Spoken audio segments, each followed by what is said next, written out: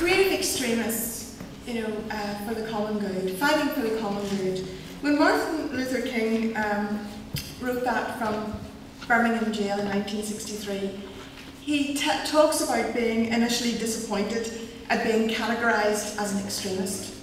He found that unfamiliar and slightly off-putting.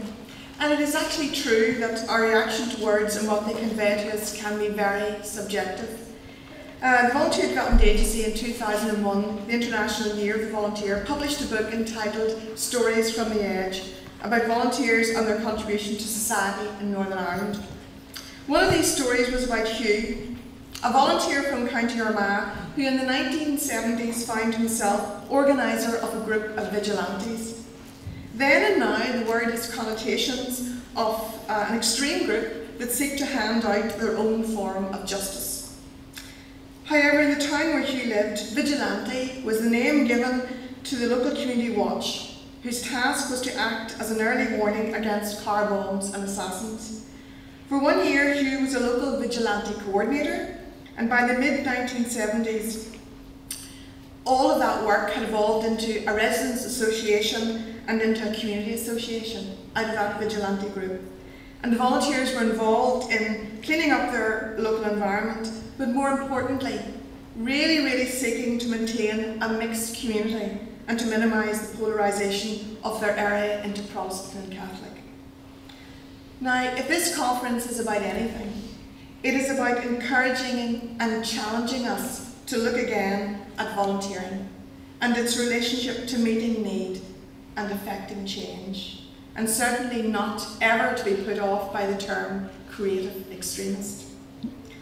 I want to stay with the 1970s because in the last few months I have been involved with VSB in another project associated with their 40th year celebration, a publication of interviews about volunteer voices spanning 4 decades.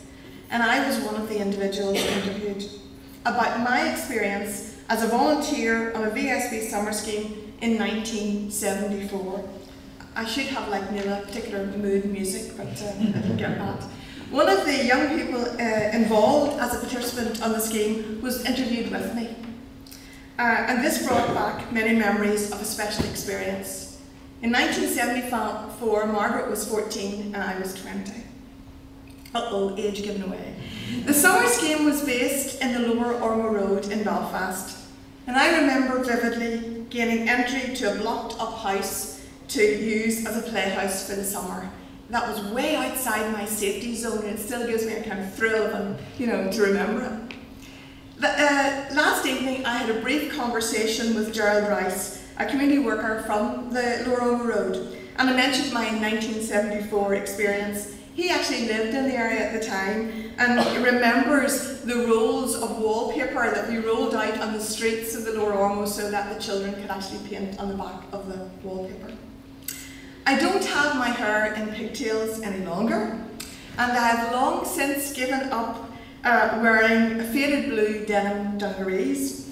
However, the experience challenged personal perceptions and extended boundaries of my understanding and knowledge about myself, Northern Ireland, and how communities work. It was and remains for me, some 35 years later, a defining moment when the Community Association Committee at the end of the 6 weeks asked if I and the other volunteer would come back the following year. I didn't go back the following summer, but I never lost the volunteering habit. The first peace wall in Belfast also went up in the early 1970s, characterised by 30-foot high walls and corrugated iron barriers, erected between neighbours to protect them from each other. The walls still exist, and yesterday morning Radio 4 ran a story in a local about the wall in Cooper Street. If you know Belfast, that's just off the Shankill Road in North Belfast.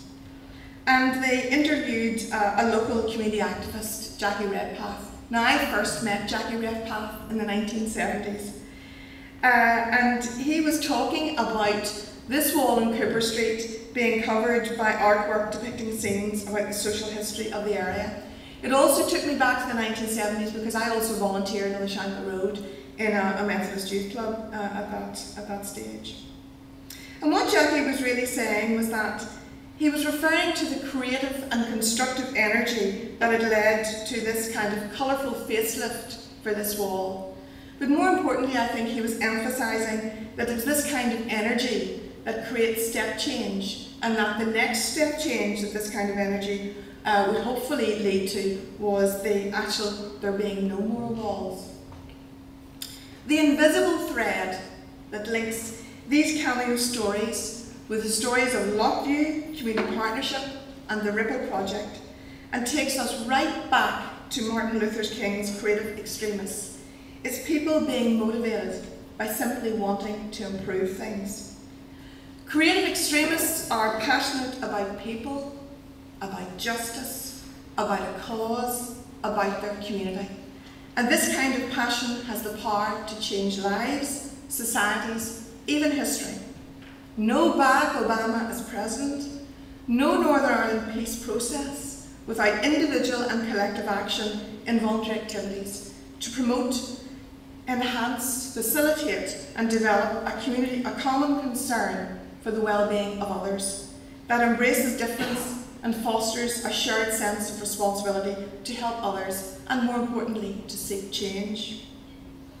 A few years ago, the Volunteer Development Agency ran a volunteer marketing campaign known as the Would You campaign. The posters had the Would You and then a picture of the activity.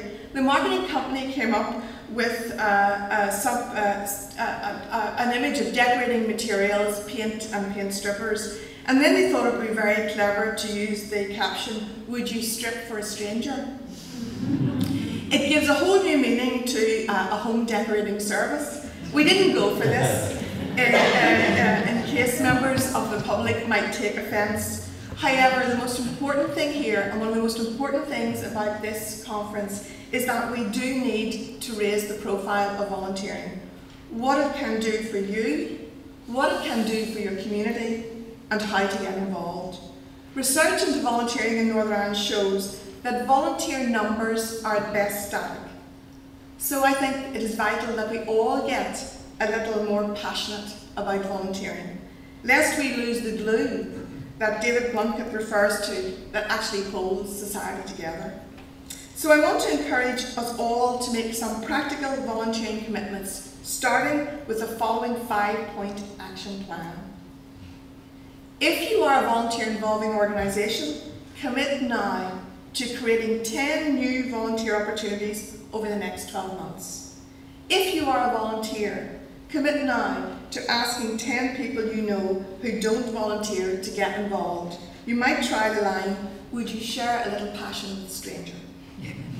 If you are a politician, commit now to supporting the new volunteering strategy and resourcing its implementation. If you are a local authority, commit now to putting in place and implementing a volunteer policy and taking action on the new volunteer strategy.